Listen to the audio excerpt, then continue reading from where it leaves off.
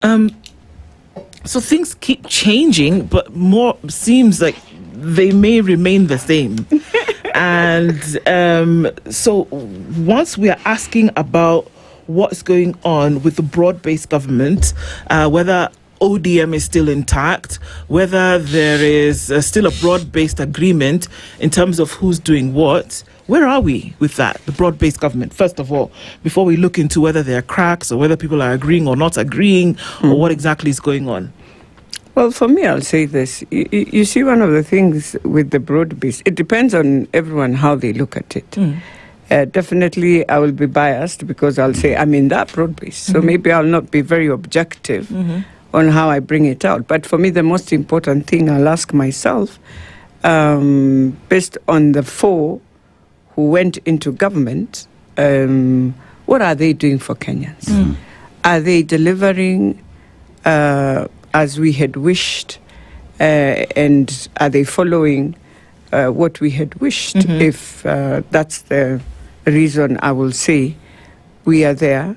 I think the most important thing when we joined Broad-Based was to see Kenya move forward. Yes. And many people look at it differently. But for me, I just feel the late Baba felt if we leave Kenya this way, we collapse.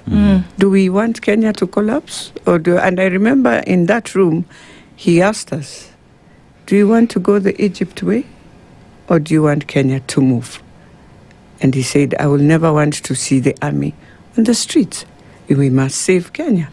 And I think that is where still we are. People will judge it differently. I don't know what Kenyans wanted. Maybe Baba did a mistake to save Kenya. We don't know. We don't know whether we wanted to taste some war like Rwanda and then we wake up. We don't know. Because you will ask, because that was his path. His path was just peace. Then organize everything that we know is not doing well and try and see if you can awaken and then bring Kenya to 2027. And I think that's the roadmap we have. Yeah, I think even with the broad-based arrangement being there and Kenya coming together, there was the fact that now the opposition would come into government, they would work together to ensure that the country moves forward. But what you're treated to right now, especially in the position of the deputy president, there is what ODM is saying, Wycliffe Oparanya as well being touted to be the most formidable candidate to become the deputy president come 2027. But then again, within the broad-based government as well, we have Kithure Kindiki. We've heard what the cabinet secretary Geoffrey Ruka as well has said and even called out names. And with that one asked the question, this unity that was supposed to bring Kenya together and move forward seemingly is cracking. What's happening within broad-based? Well, I think for that, it's people now realigning themselves, that's what I'll say, to see whether in 2027 now they can take over the position. I don't think anyone is there to remove Kindiki now. So the deputy president has to work his way and come to the elections. By the way, the elections will be very interesting because I know one thing that messed our country is the day we decided to start saying we can have shares, we messed it. And so every tribe and every region went back to look for these shares. And they are in these regions, they have gone completely, in another nutshell, I would say, now everyone has believed if you don't have numbers, then you don't count. So everyone is down there registering people and everyone is just bringing out. So it will depend on the numbers. And at that time is when now we can really say, oh, have you removed the deputy president? Is it my leader, Oparanya? Or is it somebody else? You know. But the most important thing I would plead with ODM, for me, it's not about only that. You know, you can have that, but don't have numbers in parliament. Then why? The most important thing we must focus as ODM is to have numbers in parliament. There you have a say. There you can now bring all these things you want the day you have numbers in the house. And I wish we can focus on that. What did Baba leave as of ODM in terms of numbers in parliament? Are we able to bring back that?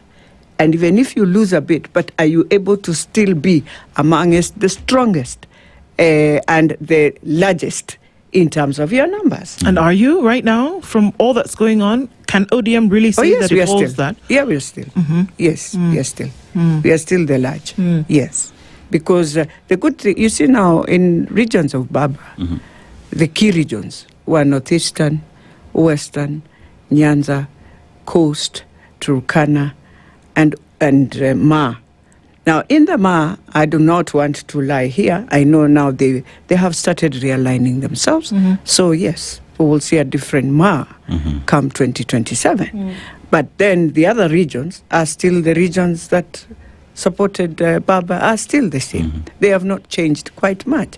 In Turkana, it was a mixture. It was a mixture of ODM and UDA. And so where the areas that were ODM, you still go there, you still find they are very strong. So that's what I can put today. You never know with politics tomorrow. But for now, those regions are still strong.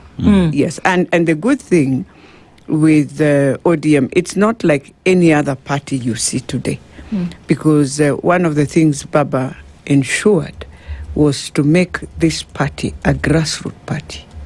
That's why he would come out himself, and he doesn't need to use resources the way people use so much resources. But he used resources, yes, but people will still come out to listen to him. Now, the party is in the people, not us. Any leader who comes and tells you here, I'm a leader, the party of ODM is with the grassroots he created. And that structure is very strong on the ground, that it commands you on what you need to do. And so that even in Nairobi here, you will say, oh, Nairobi is this. Nairobi, we are split from the time on memorial that I have understood the politics. Since we did the boundaries in Nairobi, we splitted Nairobi into two phases. One phase of 8 constituencies supported Baba to date.